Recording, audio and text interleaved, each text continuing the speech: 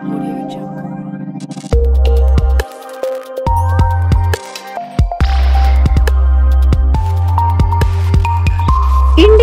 TV9 news Maharashtra.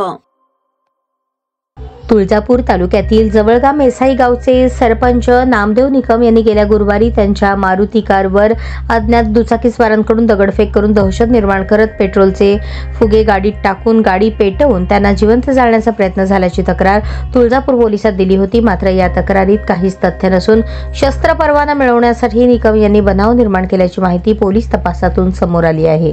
धाराशिवचे जिल्हा police अधीक्षक संजय जाधव यांनी सांगितले, सरपंच निकम यांना शस्त्र परवाना हवा होता आणि तो मिळत नसल्याने त्यांनी त्यांच्या सहकाऱ्यांना हाताशी धरून त्यांच्या मारुती कारच्या पुढे मागे फिल्मी स्टाईल प्रमाणे दुचाकीस्वार सोडून त्यांच्या कारवर अंडी दगडफेक करायला लावून पेट्रोलचे फुगे फेकून गाडी पेटवून देण्याचा बनाव निर्माण केला।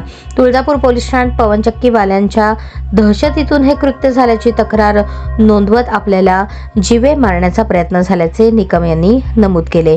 मात्र गेल्या 8 दिवसात पोलिसांनी या प्रकरणात तपासासाठी स्वतंत्र पथके निर्माण केली।